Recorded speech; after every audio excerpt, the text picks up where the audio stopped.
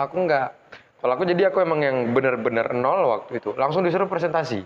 Wow, siapa teacher pertamanya nih? Pasti berkesan.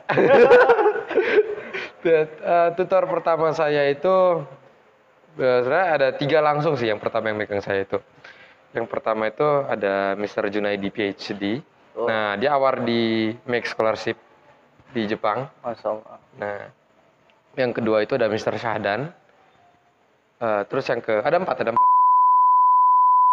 Iya, ini kita sambil menyeduh kopi ya. Iya. Ini kopi atau apa ini? Kopi dong. Ya.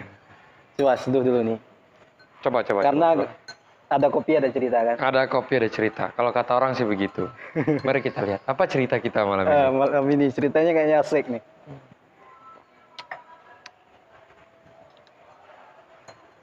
Terutama saya ucapkan terima kasih. Ya, Dan selamat datang ke podcast Susensei di Sasa.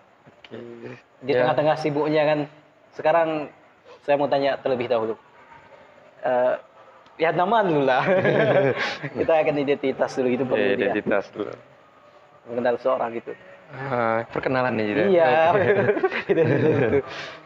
Jadi nama aku tuh Sofyan Effendi. Nah, biasa teman-teman manggil Ian atau Ian aja gitu. Nah, jadi kalau nggak usah bicara umur lah ya. Iya. Terlalu sensitif banget soalnya. Bukan bro dipanggil. Biasa jarang dipanggil bro. Sister. Bukan juga ya. Biasanya karena kurang Sumatera, biasa dipanggil bang. Oh bang. Nah, tapi begitu aku manggil ke orang, aku manggilnya bro. Bro. Aslinya dari mana? Asli aku dari Aceh. Dari Aceh. Dan kemudian sekarang ini lagi di kampung Inggris ya? Ya, sedang di kampung Inggris lah. Jadi saya mau tanya juga apa motivasinya sehingga pergi ke kampung Inggris? Jujur apa gimana nih? Iya jujur lah. Jujur lah. Nah, jadi ceritanya 2019, 2016, aku start untuk ini kerja di bengkel. Iya. Nah, kerja di bengkel sambil sekolah dulu ya kan. Sampai akhirnya tamat, bosan bang di bengkel. Bosan di bengkel. Jadi Bosan. pengen hal yang baru. Pengen hal yang baru. Nah, terus karena ada saudara yang dulu pernah di Jawa, tanya lah ya kan, Om, aku bosan di bengkel, kemana ya enaknya? Udah ke kampung Inggris aja. Jadi berarti kenalnya kampung Inggris ini melalui saudara? Iya. Bukan melalui media? Bukan. Karena waktu itu aku orangnya tuh apatis terhadap media. Oh. Jadi ya aku pakai Facebook ya pakai gitu aja, pakai Instagram ya. Ala kadar aja. Ala kadar aja. Apatis aku terhadap media dulu. Oh, jadi ekspektasinya kemarin ke kampung Inggris gimana tuh? Ekspektasinya pertama sih gimana ya? Hal layaknya orang biasa kayaknya ya. Iya. Kampung Inggris kita datang semuanya pakai bahasa Inggris. Iya. Nah, kalau aku yang dari bengkel jangankan bahasa Inggris. Dari bengkel kok jadi teacher, itu hal yang luar biasa yang perlu dicontoh para pemirsa kan? Iya. Nah, itu gimana ceritanya tuh? Dari bengkel, kemudian stuck, kemudian pergi ke kampung Inggris, sekarang jadi teacher di kampung Inggris, salah satu kursusannya. Iya. Nah, jadi udah belajar gitu kan. Nah, kata orang sih, kok bisa ya belajar cepat? Ya aku nggak tahu gitu kan. Mungkin karena bosan sebelumnya di bengkel, coba hal baru jadi semangat. Jadi cepat masuknya. Nah, jadi waktu itu aku belajar sekitar 2 bulanan. Setelah 2 bulanan langsung disuruh ngajar. Otomotif atau apa nih di bidang mesinnya? Iya, saya otomotif di bengkel mobil. Oh, mohon maaf, mau tanya background-nya nih. Background-nya apa sebelumnya? Background-nya ya saya mekanik bisa dibilang. Mekanik abal-abal. Karena kalau mekanik sungguhan kan udah ada bengkel sendiri. Ya. Ada sertifikasi. Kalau saya kan baru tamat sekolah langsung masuk bengkel. Oh. Nah, jadi dulu di bengkel, terus belok 180 derajat. Kena tikungan? Kena tikungan, saya belok ke kampung Inggris. Tikungan tajam ya? Iya. Nah. Jadi sekarang menjelma lah jadi ya tutor lah bisa dibilang. Nah. Karena sebenarnya bahasa Inggris itu pelajaran yang mudah atau gimana itu? Ini. Iya gimana? Sebenarnya stigma orang Indonesia yang harus kita rubah dalam belajar bahasa Inggris. Pertama nih ya, dari SD mungkin beberapa SD kan sudah ada yang belajar bahasa Inggris. Iya. Nah, dari SD kita udah ditanamkan bahwa bahasa Inggris itu bahasa yang jauh berbeda, yang dibolak-balik. Nah, yang susah. Ditambah SMP SMA yang diajarkan rumus. Makanya bahasa Inggris, matematika agak rumit ya. Iya, ini kena misalnya nih, nggak usah lah yang susah kan. Kena bahasa Inggris matematika di satu hari, itu otak rasanya mau meledak. Puyeng. Puyeng. Nah, jadi stigma ini yang seharusnya sebenarnya harus dirubah, bahwa bahasa Inggris itu sebenarnya nggak hanya rumus. Nah, justru ada hal-hal kecil yang sebenarnya kita bisa belajar bahasa Inggris nggak perlu dari rumus. Berarti trik lah ya. Iya, bisa dibilang tips dan triknya belajar bahasa Inggris. Pintu jalan tolnya gitu ya. Jalan mudah. Jalan mudahnya ya. Nah, kalau ibarat rumah ada pintu depan, pintu samping, pintu belakang. Nah, kalau pintu depannya adalah rumus, kita lihat pintu samping. Oh ya. Ya. Terkait itu juga, kalau orang ada ini pikiran orang pengen belajar bahasa Inggris itu dengan dalam waktu yang singkat, bisa emang? Bisa kalau ada kemauan. Ada kemauan ya. Ada kemauan pasti bisa. Nah, Minimal waktu belajar bahasa Inggris itu berapa tahun nggak atau bulanan? Kalau tergantung tujuan sih ya. ya tergantung tujuan. Kalau sebenarnya kalau tujuan yang cuman hanya untuk sekedar berbicara, 2 bulan juga 2 bisa. bulan cukup ya. Ya. Pemain Slayer ya, orang yang pelaut-pelaut itu ya cukup. Ya. Nah, Tapi tapi- kalau mendapatin TOEFL gimana? Hah? kalau untuk dapat TOEFL, ya setidaknya harus habiskan waktu 6 bulan lah. 6 bulan maksimal setahun lah. Kalau pengalaman pribadi kemarin belajarnya gimana? Kalau saya belajarnya udah kayak ini bang, udah kayak di Express. medan perang. Gimana Nah, tuh? jadi kalau orang belajarnya itu table adalah meja gitu, karena lu rangkai kalimat I go to the market gitu kan. Nah, kalau aku nggak, kalau aku jadi aku emang yang bener-bener nol waktu itu, langsung disuruh presentasi. Wow, siapa teacher pertamanya nih? Pasti berkesan. Tutor pertama saya itu sebenarnya ada 3 langsung sih. Yang pertama yang megang saya itu, yang pertama itu ada Mr. Junaidi PhD. Oh. Nah, dia award di Make Scholarship di Jepang. Masya Allah. Nah, yang kedua itu ada Mr. Syahdan. Terus ada empat. Yang ketiga ada Mr. Aru. Nah, yang sekarang masih di Pare. Nah, yang keempat itu ada Miss Ruru. Nah, kepanjangannya Surura Utman Adawiyah. Tahu ya. Nah, hafal tuh kan? Supi nggak itu? Turunan Supi bukan? Bukan. Oh, bukan. Orang Indonesia. Indonesia. Orang Indonesia. Tapi aku tuh ngefans banak sama dia. Kenapa? Sama gimana Miss gitu? Ruru nih. Dia bisa jalan-jalan ke luar negeri, hampir setiap bulan keluar. Nggak ngeluarin duit, Bang. Jadi dibayarin. Itulah kalau udah pinter ya. Iya. Nah, jadi aku nanyakan dulu sama dia gitu. Miss, gimana sih? Kok bisa keluar negeri gitu nggak pakai biaya gitu kan? Dia langsung kayak nembak aku gitu. Makanya belajar bahasa Inggris katanya. Jadi itu awal sedikit motivasi lah ya, gimana? Kesan utama lah. Ya, impress pertamaku tentang keuntungan bahasa Inggris.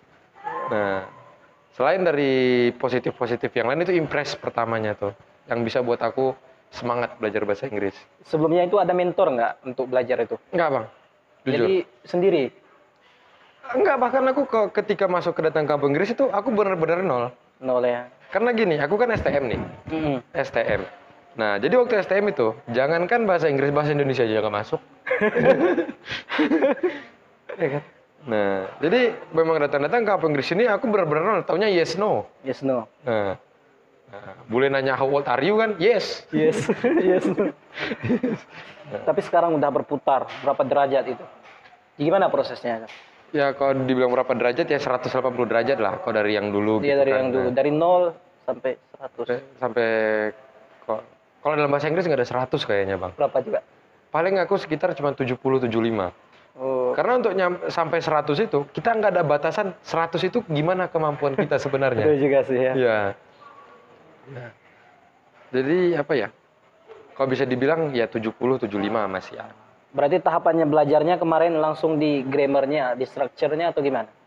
Aku lebih dulu ke speakingnya. Speaking dulu. Iya. Itu menghabiskan dalam waktu berapa? 2 bulan. 2 bulan speaking, habis itu langsung lompat ya? Ya langsung ajar. Langsung ajar. Langsung ajar. Terkadang terjun langsung itu lebih banyak Iya. efeknya ya. Efeknya lebih keras. Nah, jadi gini bang. Ketika kita ngajar nih. Eh, Nah, apalagi waktu itu kan kemampuanku tuh bisa dibilang kalau sama anak yang baru masuk, itu kemampuannya beda tipis, 6, 7, 5, 6 gitu lah. Nah, jadi mau nggak mau kan aku harus belajar lebih. Nah, di satu sisi aku dikasih tanggung jawab untuk membuat orang lain bisa berbahasa Inggris. Di satu sisi lagi, aku juga sendiri kemampuannya belum cukup. Nah, jadi ada beban tersendiri bahwa aku harus lebih jauh dari yang aku ajarin. Iyalah, karena yang jadi masalahnya lagi orang cepat lupa. Vocabulary itu cepat lupa. Ya, itu masalah sih memang. Cepat lupa. Jadi kalau setelah mengajarkan itu lengket dia ya. Lengket, pasti lengket. Nah, jadi tapi ada trik kok. Ada Kalau trik, ada trik. Sebenarnya gimana sih caranya, kan banyak yang nanya nih. Gimana sih caranya ketika kita udah nggak belajar bahasa Inggris tapi pengen semuanya tetap ada? Iya. Karena kan praktis harusnya. Iya. Udah lama di kampung Inggris, pulang habis itu Hilang. Balik lagi, ngeluh lagi, Mister hilang lagi. Nah, jadi Gimana? ada caranya. Yang pertama tuh kalau aku nih ya, kadang kan aku juga dalam 3 bulan itu kadang cuti seminggu kan. Nah, cuti seminggu tuh aku keluar kemana gitu tanpa berbahasa Inggris. Nah, biasanya aku tuh wajibin sehari itu 15 menit baca dan 15 menit dengar. Membaca, mendengar. Iya, Nonton nggak? mendengar itu bisa baik nonton itu boleh. Nah, bisa baik dari nonton ataupun dengar podcast itu sama aja, kita mendengar. Nah, di kalau kata tutor aku bilang, ada yang bilang gini, ini maaf cakap, kalau kamu makan yang banyak, yang kamu keluarkan banyak nggak? Pasti banyak kan? Banyak Nah, juga. bahasa Inggris juga gitu. Ketika kamu banyak dengar, maka banyak speakingnya. Banyak baca, tulisanmu semakin bagus. Nah, jadi dari situ memang aku jalanin. Jadi walaupun nggak di luar, satu hari itu wajib sehari 15 menit dengar, 15 menit baca. Speaking itu juga ada tingkatan lagi ya. Sampai speaking for IELTS ya. Ada, Ya. ada dong. Nah, kan ada speaking for living, speaking for IELTS, nah speaking for working ada dia. Nah, ada nanti yang untuk wawancara juga ada. Kalau misalnya kita mau wawancara di luar Indonesia pakai bahasa Inggris ada pasti. Harus dilalui di bawah dulu ya. Ya, lalu di bawah dulu lah, jangan terlalu cepat lompat-lompat. Jangan apa ya lompat ya. Nah, ibaratnya anak tangga tuh laluilah satu-satu. Iya. Nah, biar terasa Step-step nikmatnya. ya. Iya. Satu lagi supaya tidak bosan. Terkadang orang bosan bilangnya belajar itu. Belajar bahasa Inggris Iya. bosan. Aku juga dulu ngerasa jenuh bahasa Inggris. Karena yang ketemu itu lagi. Itu lagi. Itu lagi. Nah, triknya apa sih biar nggak jenuh? Mungkin bagi yang suka nonton film, ya nonton aja yang banyak. Kalau structure tuh lah. Wah, kalau di structure, aku ngakalinnya gini bang. Jadi aku bisa dibilang selama aku belajar bahasa Inggris, aku cuma belajar structure itu seminggu. Gimana tuh caranya? Bisa dibilang 2 minggu lah. 2 minggu aku tensesnya itu ya. bisa dibilang tenses dan segala macam structure itulah. Aku cuma belajar 2 minggu. Nah, setelah itu, ini sebenarnya yang buat orang bosan. Mereka menghafal rumusnya. Nah, itu Nah, kalau aku balik. Aku fungsinya dulu. fungsi dulu. Nah, jadi aku tahu aku harus menggunakan apa. Nah, baru aku tahu kalau aku mau pakai A, berarti aku harus pakai yang A juga. Nah, karena kan kadang kita ini contoh lah. Untuk mengungkapkan masa lalu dalam bahasa Inggris itu kan susah banget ya.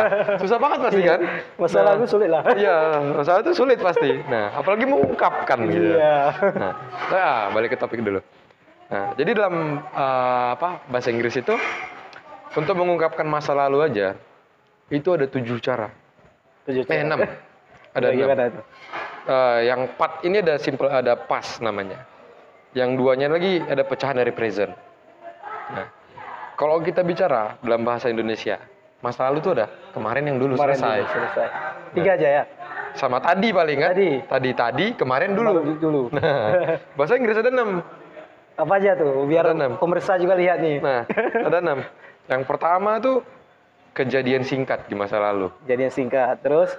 Yang kedua kejadian yang memiliki rentang waktu di masa lalu. Nah, terus yang ketiga kejadian berganda untuk mengucapkan yang pertama. Nah, pusing nggak tuh? Pusing lah. Pusing lah. Nah, kejadian berganda tuh maksudnya apa? Dia kejadian tuh berkelanjutan. Contohnya misalnya gini Iya. nih. Kemarin sebelum aku tidur, aku makan dulu. Itu kan 2 kejadian yang berkelanjutan tuh. Iya. Sebelum tidur dia makan. Makan dulu. Nah, berarti kejadian mana yang lebih dulu terjadi? Sebelum tidur dulu. Makan dulu. Makan dulu kan. Nah, untuk mengungkapkan makan ini dia ada formatnya yang lain. Nah, untuk mengungkapkan tidur nanti ada format lain lagi. Gimana tuh? Nah, jadi ini yang sebenarnya Agak ribet ya. yang agak ribet. Nah, karena mereka nggak tahu fungsinya apa. Nah, kan Ya. ya. Udah hafal, kemudian nggak difungsikan. Iya. Banyak orang kayak gitu. Nah, mereka tahu tapi nggak difungsikan. Mereka fungsinya apa sih gitu? Begitu ditanya kan, rumus A, B, C, D apa? Oh, mereka tahu. Tahu. Fungsinya Nggak tahu. apa ya fungsinya? Nah, jadi ketika kita tahu fungsi, otomatis insya Allah tahulah gimana cara menggunakannya. Dia rumusnya untuk speaking atau untuk apa dia? Rumusnya sebenarnya. Nah, ini yang asik sebenarnya nih. Apa Jadi tuh? kalau dalam dunia speaking, rumus itu cuma ada cuma ada 6. Enam. 7 lah, 7, 7. 7. 7. 7 rumus yang perlu wajib. Rumus Nah. wajib nih. Nah, kalau dalam writing, itu Beda 16, lagi. itu 16 tetap. Nah, tapi kalau speaking cukup 7 aja, nah dijamin kan lancar, aman, damai, sentosa buat speaking. Makmur. Nah, makmur, sejahtera. Sejahtera. Nah, speaking tuh. Jadi, ya layaknya bahasa Indonesia, sekarang yang udah lewat, yang akan datang. Nah, cuman yang 3 ini harus kita pecah dulu. Nah, contohnya untuk mengungkapkan sekarang, ada yang singkat terjadi, ada yang panjang. Iya. Contohnya kayak kita sedang berbicara, lama dong. Nah, kalau yang singkat gimana? Oh, pergi ke kafe, singkat dong. Nah, itu 2 untuk yang sekarang. Nah, terus yang kedua tuh, yang ketiga nih. Yang ketiga tuh yang masa lalu. Selalu ya. Nah, yang masa lalu ini ada yang masa lalu singkat. Contohnya aku tadi pergi ke kafe. Nah, terus masa lalu yang memiliki rentang waktu. Aku tadi tidur siang. Nah, panjang kan? Panjang. Panjang. Ya Nah, nantilah kalau kayak gitu. Panjang kali ini. Panjang, Nanti pasti. pemirsa kalau berminat untuk masuk kelas Mr. Ian, boleh nanti ya. Ini ada IG-nya nih. Di mana jalan apa? Saya tuh alamat saya di Jalan Puring nomor 7. Nama kursusnya? Nama kursusan kita Trust English School. Oh, saya mau tanya juga nih. Coba profilnya gimana nih, Trust nih? Profil Trust. Ya. Jadi sebenarnya kalau orang lihat Trust ini kursusan biasa, Bang. Ya biasa-biasa aja Biasa, gitu. di dalam luar biasa ya. Dalam enggak juga. Nah, jadi Trust itu kursusan yang biasa-biasa aja, cuman selayaknya gini lah ya, karena banyak saingan gitu kan. Nah, jadi kita membuat diferensiasi. Perbedaan yang lain. Wah, ya, sebagai pembeda. Apa tuh? Kita tuh bergerak di bidang beasiswa. Wow. Nah, khususnya Semua orang luar mau negeri. Banyak yang mau nih pasti. Iya nih. banyak mau nih. Nah, saya luar negeri, contohnya kayak yang ada Max, ada AS, OTS, LPDP juga, dan beberapa lagi. Di guide tuh dia, diarahkan. Iya, dibimbing. Ya, Dibimbing. nah mereka bakal dibimbing kan. Kalau beasiswa tuh kadang harus ada LOE, harus Iya, ada motivation banyak lagi. letter, terus harus bisa wawancara, gimana caranya bikin study plan, study plan, Study plan. research plan, bagian riset kan. Nah. Dokter ya. Ya, jurnal nanti harus banyak. Nah, belum lagi nanti baca jurnal sehari harus 5, pusing tuh. Pusing kalau kita kerja sendiri. Ya, Ya, nanti pusing. kalau udah ada yang guide-nya, Aman. ada teacher-nya aman sampai Nah. selesai ya bisa diarahkan. Ya, bisa diarahkan. Nanti bisa dilihat nomor adminnya. Murat mencantumnya di bawah nanti. Nah, nah. Udah banyak alumni ya dari sana. Alumni insya Allah ya insya Allah udah banyak. Udah banyak yang udah keluar juga udah banyak ya. Udah banyak. Ke luar negeri. Terakhir kita lulusin LPDP 3 orang. 3 orang luar biasa. Yang periode 1 yang kemarin yang lulus ke Australia. Australia. Kemudian terkait kursusan udah, apalagi ini? Pengalaman udah juga. Pengalaman udah. Masa depan. Masa depan. Apa ya? Kontribusi udah nih kan. Kontribusi. Nah, jadi sebenarnya Bang, ada yang lucu sedikit dari Iya. aku nih. Jadi aku SD, itu SD biasa. SD negeri lah. Lalu masuk jenjang sekolah menengah pertama itu, aku masuk madrasah. Madrasah Sanawiyah, agama dong. Pendidikan agamanya. Nah, lalu masuk ke sekolah menengah atas, aku ambilnya otomotif. Dari agama ke mesin. Ya, Masih bisa. masih bisa. Terus setelah selesai sekolah, aku ambil bahasa Inggris. Kira-kira aku bakal jadi apa? Jadi guru besar. Jadi ada yang nanya gitu juga sama aku. Nah, kau nih hidup tak jelas katanya. SD biasa, SMP MTS, SMA-nya SMK, habis itu jadi guru bahasa Inggris. Jadi kamu bikin apa? Tak bilang lah, tahan tam gini kan. Aku mau buka bengkel bertema syariah, bengkel internasional bertema syariah, aku bilang. Bahasa Inggris lagi. Iya. Jadi kan bengkel otomotif, internasional bahasa Inggris, syariah agama. Tak bilang gitu. Bisa tuh. Kita menciptakan hal yang baru Iya. itu. Kalau baru berarti terkenal. Gitu. Iya, pembeda kan? Beda. Nah, Kalau dalam bahasa Arab itu manggolib tuh Rob. apa tuh, Siapa Pak? yang beda terkenal. Itu yang beda terkenal. Memang harus beda. Jadi aku juga punya teman, dia tuh ahli bisnis lah dibilang kan. Jadi dia bilang juga sama aku, kau kalau mau jaya, mau berhasil, kalau mau buka bisnis biar berhasil, walaupun banyak saingan, cari perbedaan. Trik tuh ya. Ya, itu trik. Jadi dia bilang gini bang, waktu dicontohin, dia punya toko roti kan. Mm-mm. Jadi di daerah dia tuh, toko roti itu ada 5, Mm-mm. berjejer. Tapi di tempat dia selalu rame. Ya, karena beda tadi ya. Karena dia ada nyiptain sebuah apa ya, rasa yang di samping-sampingnya tidak ada. Nah, Karena kalau bersaing itu sulit ya bersaing. Iya, Apalagi bersaing sama saudara sendiri. itu Agak sulit lagi. sulit banget.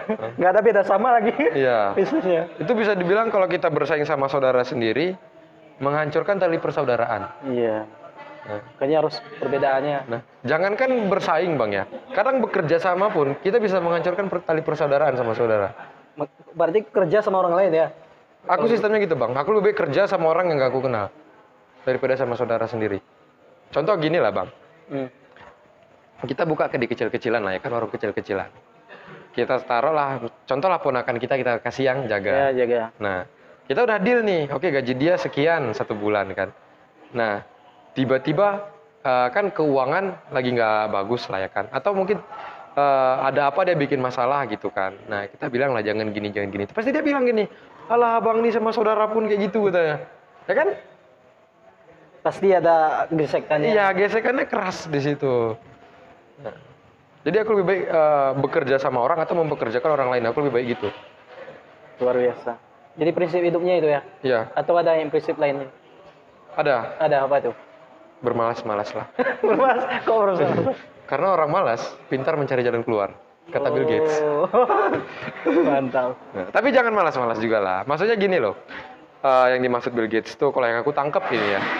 Jadi ketika kita punya suatu pekerjaan, cobalah cari jalan yang singkat dan jelas gitu.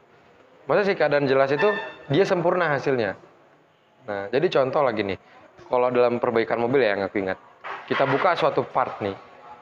Nah, contoh kayak orang lain perlu 1 jam, gimana caranya kita 45 menit lah. Nah, itu yang kalau yang aku tangkap dari Bill Gates. Oh, mantap.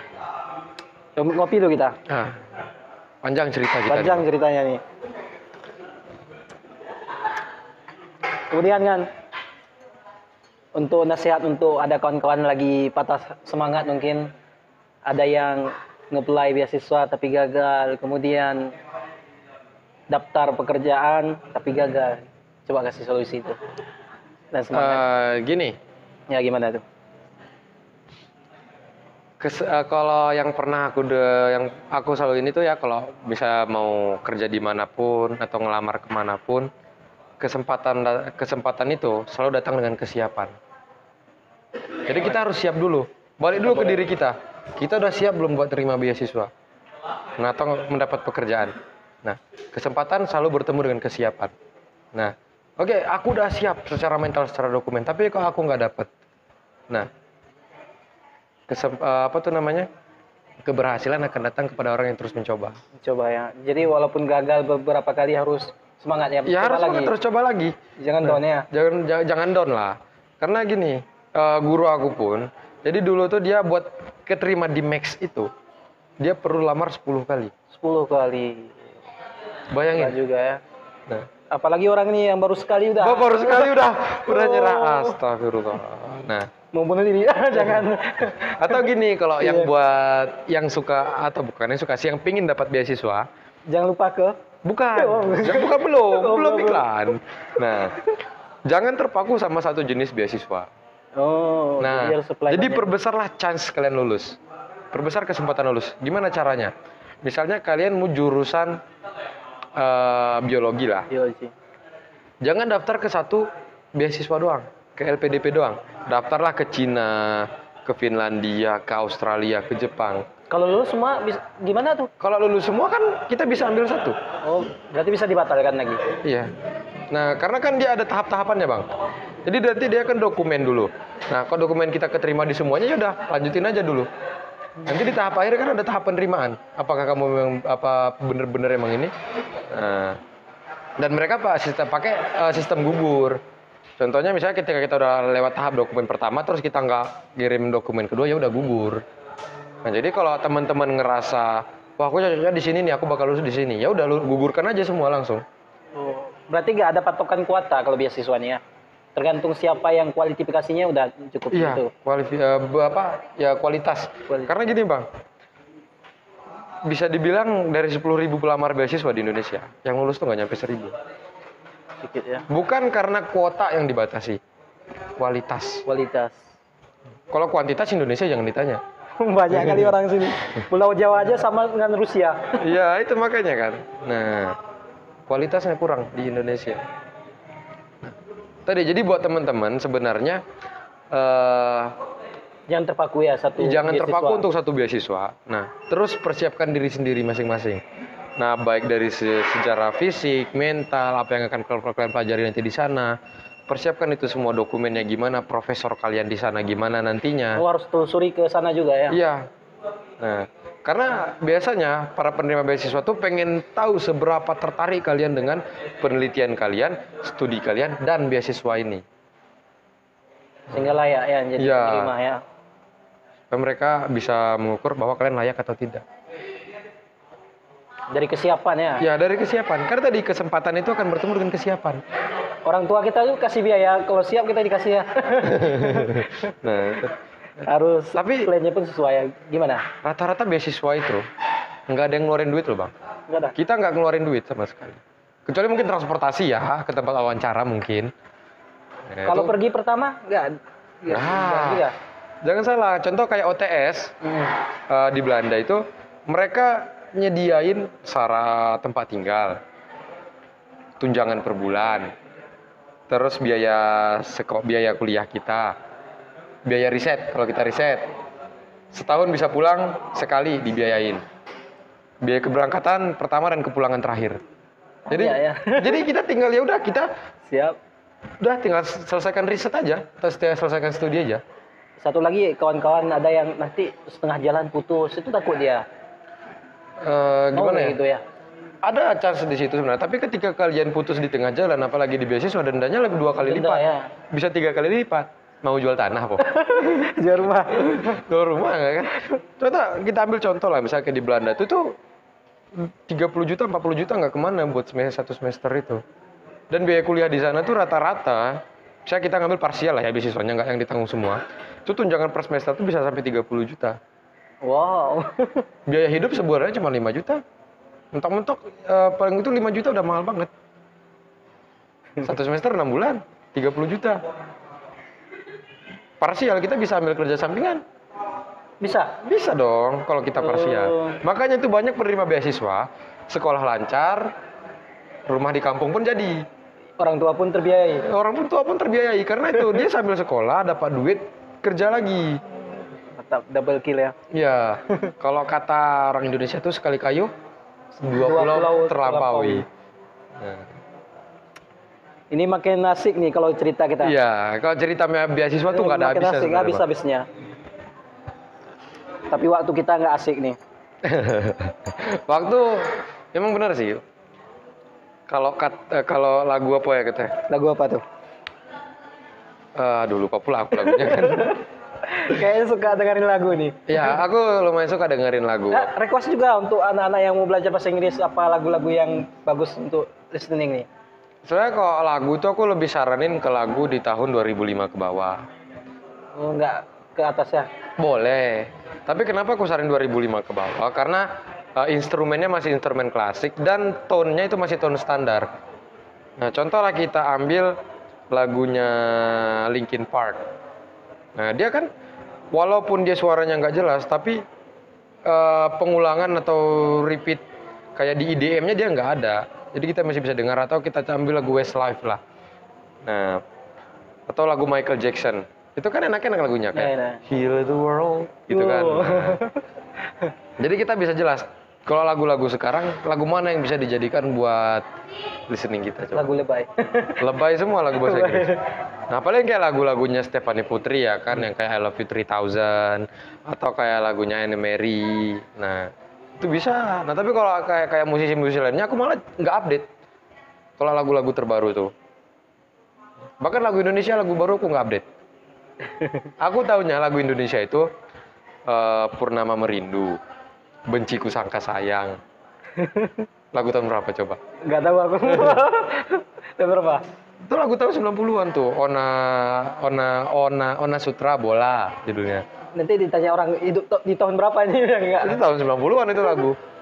Nah, paling lagu tahun 2000-an yang aku tahu kayak Wali, ST12, Kangen Band, Peter Pan dan sebagainya. Oke lah, ini sebagai closing statement untuk pemirsa. Gimana?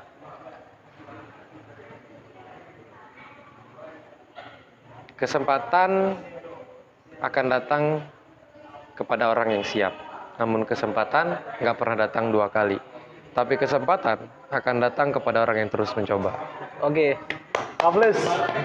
Oke, terima kasih Bro Ian. Ya, sama-sama. Insyaallah kita berjumpa di lain waktu. Terima kasih telah menghadiri undangan. Ya.